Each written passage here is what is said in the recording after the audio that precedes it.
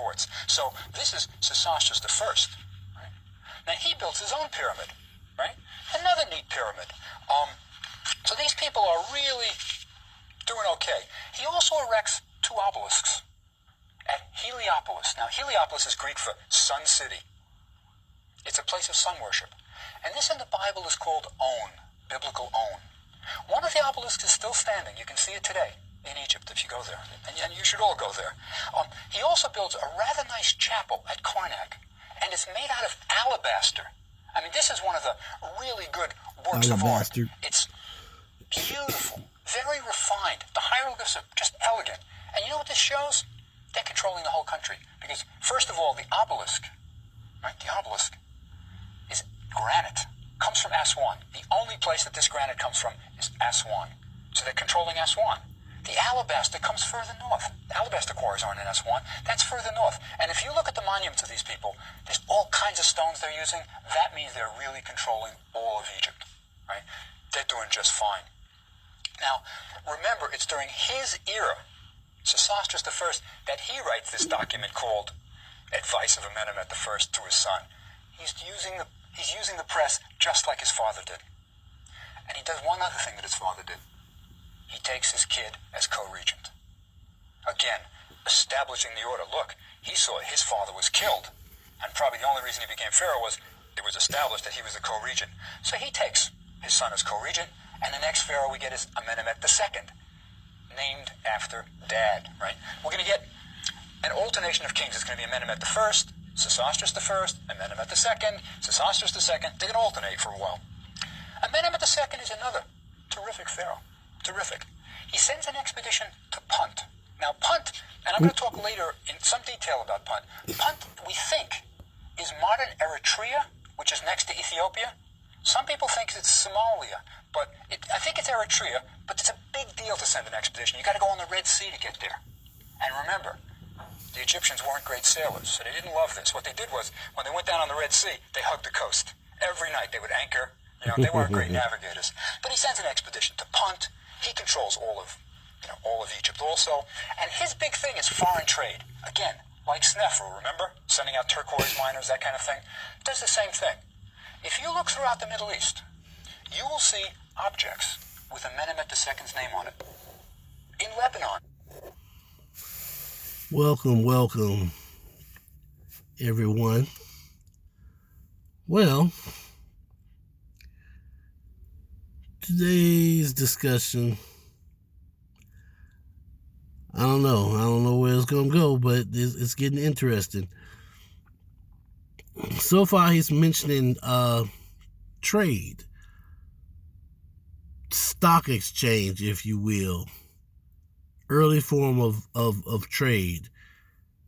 So the Egyptian leaders, they're going outside the country with their goods, the golds, and what have you, and they're trading with these other countries to get certain products.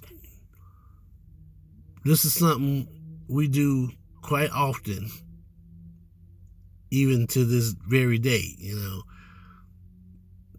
paper isn't worth the money isn't worth the paper it's printed on, is the expression, but yet still, this is what we use when we're not using credit. But this didn't start with modern man. This started way back, further back. So a lot of things in this series lay the groundwork for what modern man would do today. And with that, let's continue. Excavations have found jars with his name on it. And in his temples, excavations in Egypt have found things labeled from all over the Levant. That means they were trading with these people. It was an international time. These people were confident. They weren't worried about their borders. They're going everywhere. He builds a pyramid, right? So we got another pyramid. And then we're going to have another co-regency, right? They're keeping it up. Have that co-regency, and you'll have an established successor. Then we get Sesostris II, continues that family tradition of alternating names, right? And he increases the agriculture of Egypt. Now remember, the capital is in the Fayum. which is a nice, moist area, right? It's not desert by any means. And he reclaims land, expands irrigation ditches. So this is a family that is not only, comfortable, they are aggressive. They are increasing the economy. They're pumping things into the economy. He has a pyramid also. And around his pyramid were burials for his princesses and some queens. And in one of these burials, the treasures of a princess named Sithathor-Unet is her name, were found. Rather beautiful, really interesting excavation too, very hard. The tomb was discovered, robbed. It had been robbed in ancient times. But there was one section, and it seemed as if there were heavy rains at some point, or something overflowed, and mud flowed into the tomb. And one of the walls was kind of bricked up with mud. I mean, like 1,000-year-old mud, 2,000-year-old mud. And the excavators at the beginning of this century removed the mud very carefully. And they found the gold jewelry of Princess Sithathor-Unet. Beautiful gold jewelry. Very fine. This is another place where the art historians can help you. You can look at a piece of jewelry and tell when it was made. Middle Kingdom jewelry is very fine, delicate, elegant. As compared with the kind of thing you're familiar with is, Tutankhamun's jewels, those big gold bracelets and things, the rings, they're clunky. I mean, they're big, they're spectacular, they're heavy, but they're clunkers. Middle Kingdom jewelry is very fine. And along with this jewelry, they also found a jar, a magical jar, right? And it had an inscription on it that's just lovely. It's to give Sithathor-Unet cold water for eternity. It was water that would be cool forever, so she could always have a drink and invigorate her. Really kind of nice. But Sesostris II is another great, great king. Then we get a little bit of a change. Sesostris III, he doesn't alternate names, right? It was Amenemhet I, Sesostris I, Amenemhet II, Sesostris II. Now we get Sesostris III. We get a couple of minor changes, but let me tell you about one change that I think is kind of neat that everybody will be able to see when you go to museums. The statues change. The art changes a little.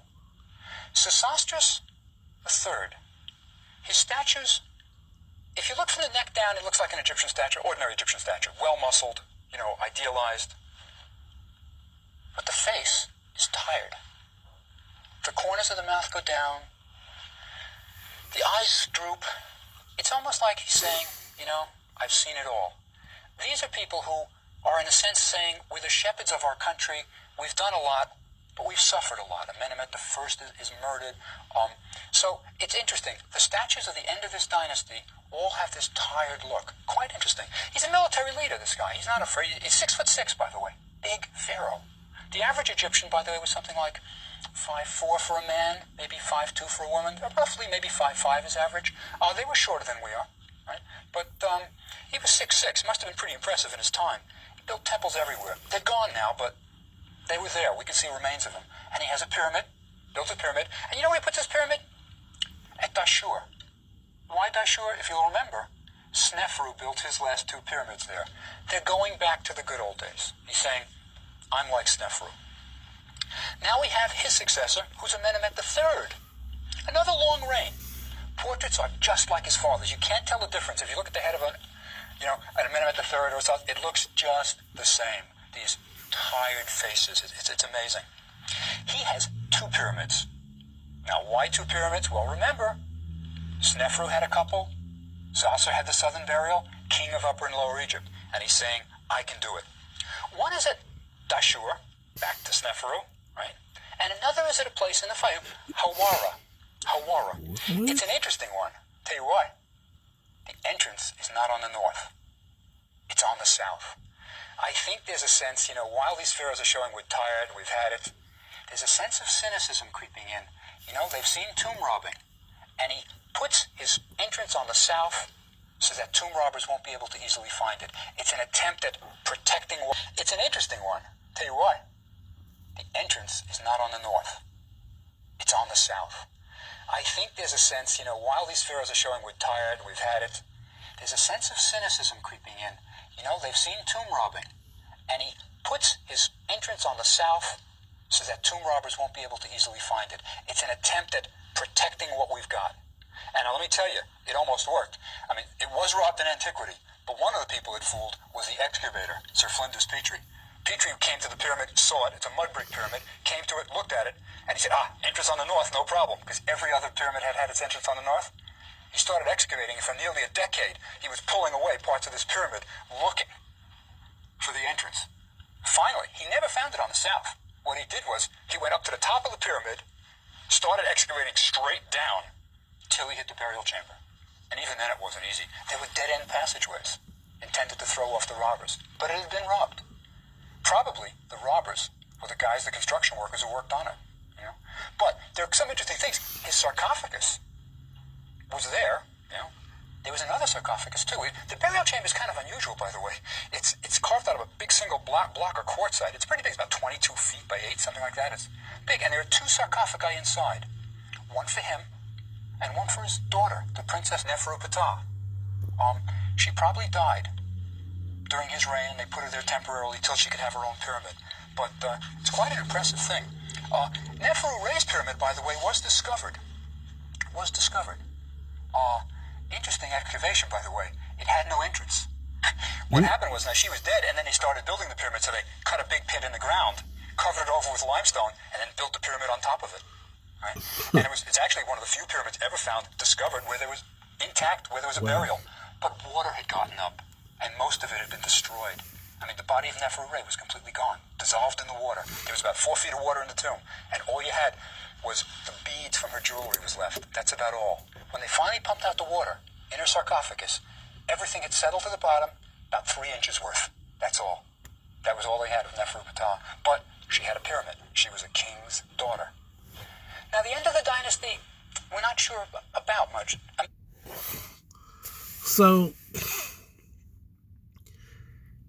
So far we've learned that